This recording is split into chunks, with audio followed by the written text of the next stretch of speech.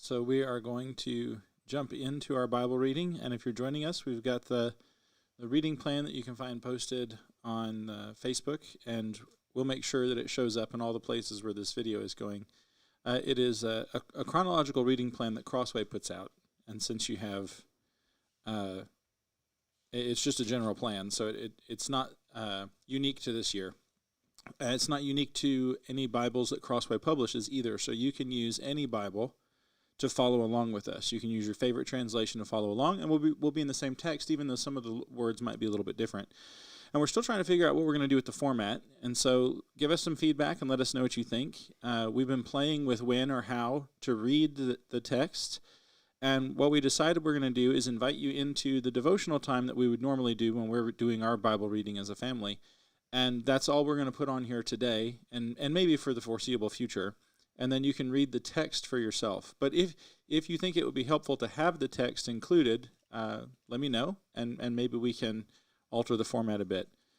So with that, as a brief introduction to a year of an exciting journey together through the Scriptures in chronological order, let's get started. All right, so Genesis 1 through 3, big picture, what's going on? The creation of the world. Yeah, that tends to be a pretty big picture thing, right? It's the start of all things. Ania, what do you see? What's going on? Just God creating the world and by himself at first, and then he was doing what Stephen said. Yeah, so by himself, you said God is by himself. Let's think about that for just a minute. When you think about who God is there really ever a time when he is by himself? No. I don't know.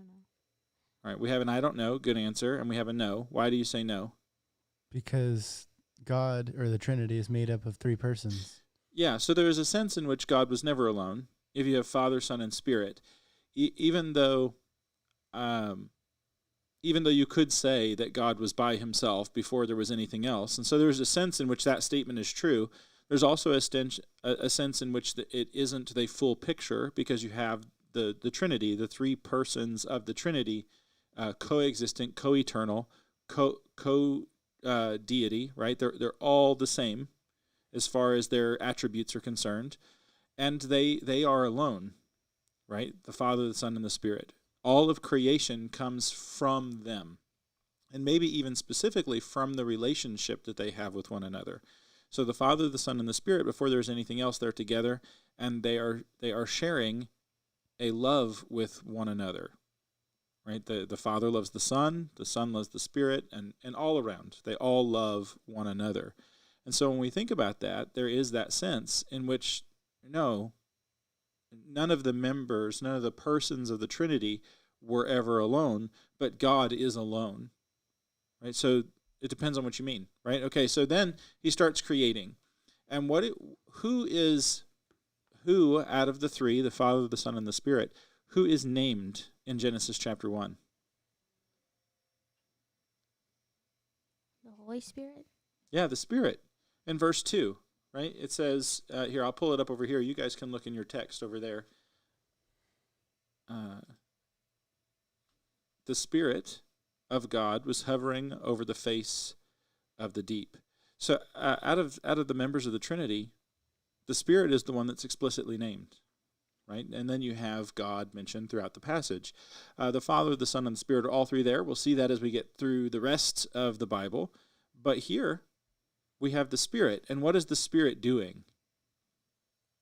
It just says he's hovering over the face of the waters. Yeah, some translations will say deep, some will say abyss, some will say waters. It's actually a Greek word that means, well, depending on whether you're using the Greek or the Hebrew, Old Testament, right? It just means really deep water is the word abyss, right? And when we talk about abysses, we talk about really deep water. And this is significant because here you have God in the beginning. There's this statement, in the beginning, God created the heavens and the earth. So the Bible claims that the origin of all things is who? God. And then you kind of have to look back in history to really understand Genesis. I would even argue to understand most of the writing in the Old Testament. you have to look at what kinds of things people in the time and culture where the Hebrews are from, so the 15th century BC, what kinds of things were they saying so that you understand what they mean. So right away, you have in the beginning, God created everything. That's just a general statement. Everything that exists, our God made it. When Moses delivers this to the people, he is telling them, your God, Jehovah, this is the God who created all things. There are no other creator gods except him. And so this is really kind of a stinging attack against all the other religions, right? All the other gods. They would have gods who created the sea or who were over the sea, gods who did this and that and the other. And Moses says, no, our God made everything. He isn't one of the gods. He is the God. And all things come from him. And then you get into a very familiar picture with creation stories, the God who is creating and water. Now, why do you think water would be present? Is the water eternal also? Is that what Moses is trying to tell you? I don't know. Maybe because you need water for life? Yes. So if you go and look at all the other creation accounts, and this is why it's a little helpful to kind of go through it in chronological order and with a view of what other people would know or the other myths and stories that are told about creation, there's always water, right? It's one of the things, because water is where life comes from. You need it to live, you need it to be alive, and so here God is the author of life. He is the one who brings out of the waters all things, right? And it's the Spirit specifically there with the water that makes life. So what I would like for you guys to do as we're going through the Bible this year, every time you see God and water together, make a note of it, mentally at least, because this is something that is really important. God and water producing life. When you get to the New Testament, there's going to be somebody that you may have heard of before, Jesus. He's going to talk to people, and he's going to talk about life and water and the Spirit, and he's going to put those things together a lot. So here what you see is the claim, our God is the God who made everything. Our God is the source of life. Our God is the sustainer of life. And so these are some of the claims that are being made in Genesis chapter 1. There's no room for other deities. Now, that doesn't mean that there aren't other spiritual beings. There certainly are. The Bible recognizes there's lots of very powerful spiritual beings, but there is one God. There's one divine being, and that being exists in three persons, the Father, the Son, and the Spirit. Right? And this is how this would have been understood. This is a very bold claim. Ours is the true God. The God of Israel is the true God. All right, so then there's going to be 6 days where you go through and God speaks and everything happens. Why is that important?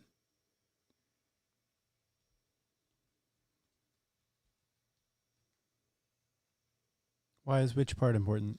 God speaking.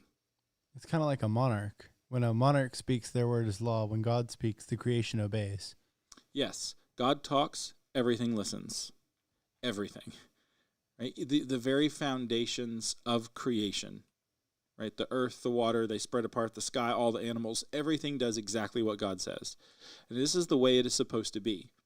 Right? In fact, when Jesus will pray and he will tell his disciples they want to know how to pray, and he will say, pray like this. One of the things he will say is, your will be done on earth as it is in heaven.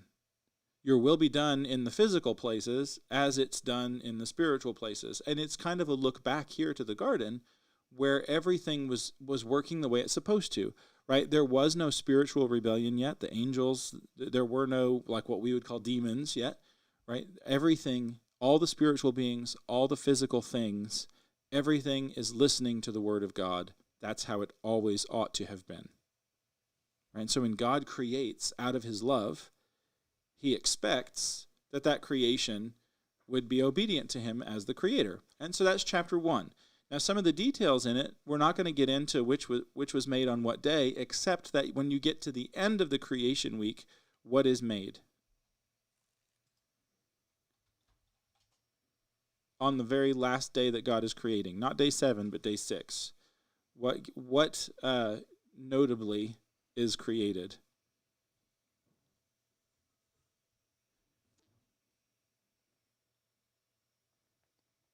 Mankind.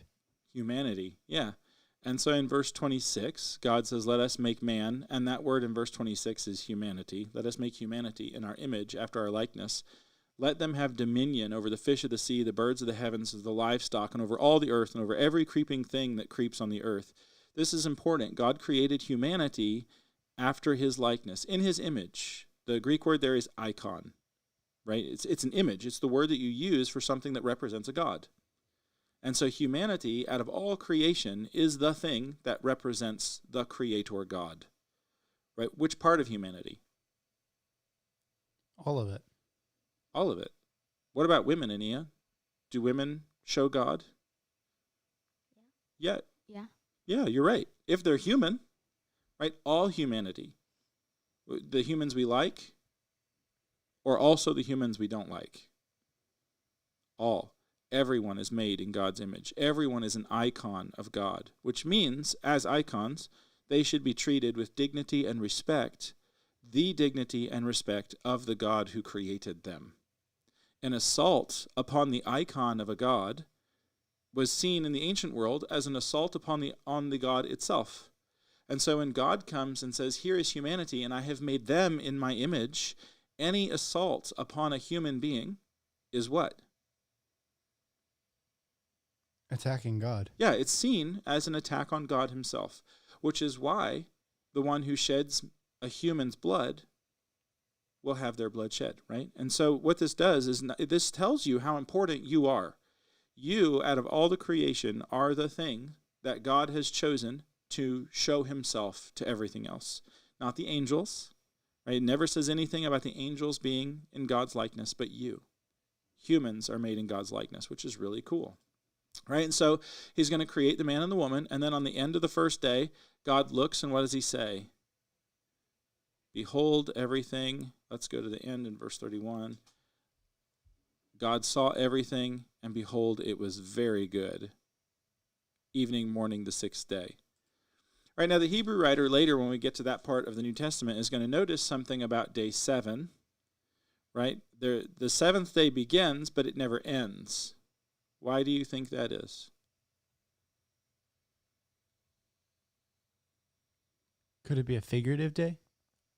Well, there's definitely some kind of picture or image that you're being shown about all the other days start and end, start and end, start and end. Except for day 7, it just starts. Or you're supposed to notice that. And you're supposed to say, wait, where's the end of this 7th day? And it's not there. So when you're reading through the Bible, this is another thing throughout the year, when you're reading through the Bible and you notice that something expected is missing, you need to ask the question, why is it missing? And so when we get to the letter to the Hebrews, we'll talk about that. Right? We're not going to try and jump ahead of ourselves, because right now in the biblical narrative, you haven't been shown why. But you will be. So remember that. Okay, so day 2, you get a little bit more information about the creation of humanity. God makes the man out in the wilderness, and then he takes him and puts him in a beautiful garden. And in that garden, he makes the woman, and then the man and the woman are in a relationship with God, perfect fellowship with God in the garden. So there's this place now where God and the humans are living together, and it's called Eden, or paradise, right? The word that will be used about the garden is the word for paradise. So you have man, humans, living with God in perfect fellowship, and that is the way it's supposed to be. So this is what do you call a place? We'll ask a question. What do you call a place, Ania, where God and humans come together? What would you? Paradise. It is paradise, but where, after this, where do people go to be in God's presence? Heaven. Well, eventually. The temple. Oh, to the temple. Yeah, to the temple or the tabernacle or someplace, right? A temple. A temple is the place where a God's presence goes. And so God will come and dwell in the temple in Israel. That's where God's presence is. That's where God makes fellowship with Israel. He makes it possible. Here is the first temple. And in this temple, there is no need for sacrifice. Why?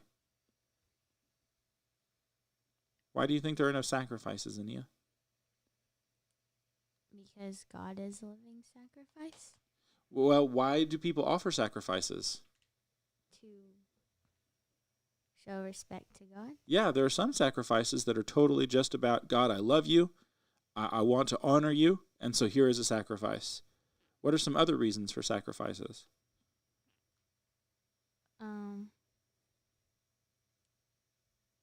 One was if you'd done it, committed a sin, and you had to pay back kind of what you did. Yeah, if you sinned, you would have to atone for your sacrifice, right? You have to atone for your sin. And so there's no need to atone in the garden because everything is right. So there's no sacrifices. And the garden itself is what gives glory to the Lord. When the man and the woman have dominion over it, when they're tending it, when everything is working right, that is, like you mentioned, a living sacrifice. So there is no need to offer the other kinds of sacrifices where you would destroy something to show gratefulness or thankfulness to the Lord, or consume something, right? And so there's no death yet in this picture. There's no need for it because everything is working right. Well, that's not going to last too long, because then we're going to get to chapter 3, and we're skipping over some of the details just because there's so much to cover. We can't do it in a reasonable amount of time. We're going to try and keep every day to 15 to 20 minutes. So then we get to chapter 3, and now there's the fall. The fall of whom? Of humanity. Yes, humanity, and maybe the fall of whom else?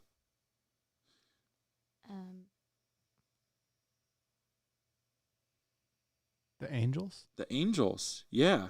So in the garden, you have the man and the woman, and there is this thing called the serpent, right? The Hebrew word that's used there is actually the same word that will be used over in Isaiah, where you have the seraphim. So seraph is serpent, seraphim is serpents. So those things with 6 wings that you see, that Isaiah sees, those are snakes. They're flying snakes. There's nightmare fuel for you, right? Flying snakes. But now you get here, and here is a seraph in the garden with the man and the woman. And so what you're seeing is this picture that will go throughout the Old Testament text of snakes having a pretty significant role, right? At least as far as representing things. In fact, there are beings in the spiritual realm that are snakes. And the archaeologists have actually found different pieces of art where there are flying snakes representing things. And so in Isaiah's vision, he sees snakes with wings. And here you have a snake in the garden with the humans. And so it is possible that this is some kind of spiritual being. And in fact, Jesus will go talking back about this. He will call it the Satan. Right, that old serpent, the Satan. It's presented to us as the Satan. And it's the adversary. So there are spiritual beings at play here. And it is very possible, because people always want to know, well, why did God let the serpent in the garden? Well, if this is a place where humans and spiritual beings are intermingling, right? This is a perfect dwelling area where heaven and earth have come together. And all of creation is there glorifying God. Well, those spiritual beings are part of creation, aren't they? And if they hadn't fallen away yet, is there any reason why God wouldn't let them in the garden? No. No, in fact, you would expect them to be there. And so this question, why did God allow the serpent in the garden? Well, when we start to look at how that word is used in other places, and these seraphim are flying snakes that are dwelling with the Lord, and this is a snake that is wise, but he will be brought low, right? It is an unfaithful, perhaps, spiritual being who has come and tempted them, and he will be brought low to the dust of the earth. And so here, possibly what you're seeing is not a talking snake, but a spiritual being. Right? Now, we might look at it and it looks like a snake, because when Isaiah saw these things, he said they're snakes with wings. And here you have a serpent, more crafty, right? It's not like the other beasts of the field, and it will be brought low. And so there's a variety of images here that are at play. And we don't have time to go into all of them, but here you have a spiritual being coming and tempting the man and the woman to become their own God. Probably because, as we read through the rest of the text of Scripture, that is what the enemies of God have always wanted. They've wanted to be in control. And so here comes this serpent to tempt the woman and says, if you eat this, you'll be just like God. And she says, well, that sounds good. And she takes it. And she chooses to be not just dominion over what God has given her, but dominion over all things. The man and the woman want to have dominion over all things. And this desire to replace God as the king, to be gods themselves, this is what breaks their fellowship. And through the rest of the Bible, this is what you're going to see over and over in chapter 3, is humanity frequently and often wanting to rule themselves. They want to be their own king. They want to be their own God. Right? It's not just humanity, too, right? I mean, here, if this is a spiritual being, then it's them too. Right? And so there are demons. Jesus will talk in Matthew 25, will talk about the Satan and his demons, his angels, right? And so there are spiritual beings also who want to be their own God. And so in this very brief introduction to the Bible, in these first 3 chapters, you're kind of getting the narrative of all human history. God created everything, and it was great, and people were in perfect fellowship with God, but then people decided they wanted to be in control, and they kicked God out of their life. And when they did that, they broke that perfect fellowship, and they could no longer be with God in the garden, so he made them leave. But before the foundation of the world, God put in place a plan to save humanity. And so the rest of the story of the Bible is about getting back to this garden. How is humanity going to be back in fellowship with God? How are we going to become the icons, the images of God that we were supposed to have been all along? How are we going to become the Adam and the Eve, the man and the woman that we should have been from the beginning? Ultimately, God is going to show us that in Jesus. Jesus comes, he is the perfect person. He does everything right. He restores fellowship through his sacrifice, through his offering of the cross. We are born in him through spirit and the water, Genesis 1:2, and we are then remade in the image of Jesus as perfect humans who do exactly what we ought to have been all along, right? So we're on our way back to the garden, but we have to get through the rest of the story of the Bible to work our way back there. And so here we are in Genesis 1, the hope that we have. We can see God is going to come then as we're finishing up today. There's going to be some curses that are leveled. I will put enmity in verse 15, chapter 3, Genesis chapter 3. I'll put enmity between you and the woman, between your offspring and her offspring. He will bruise your head, but you shall bruise his heel. So here's the defeat of the serpent, of the Satan, of the enemy, of all false gods, of all false religion, of all attempts to replace God with anything that isn't God, that will ultimately be crushed. By whom?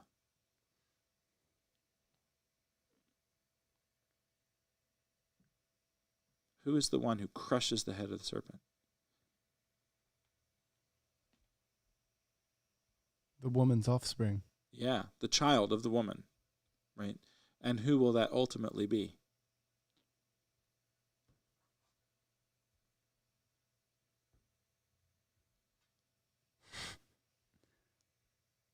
Jesus. Jesus. Say it louder. Jesus. Jesus. He is the one coming to crush the head of the serpent. So here is the gospel preached to you in Genesis after the very first sin. God says, humans, you messed up, but I'm going to fix it because I love you, and I'm going to make it right, and eventually you're going to get to come back home. And now we have the rest of the Bible unfolding in front of us from these events. All right, so I think that's a good spot to stop. We just got started. We'll pick this up again tomorrow, and we'll read with day 2. All right, any closing comments you guys have? No. All right, well, we love you all. God bless you. Thank you for joining us. Welcome to our family's Bible study, and we'll keep modifying this to make it as helpful as possible as we can. God bless you, and we'll see you tomorrow.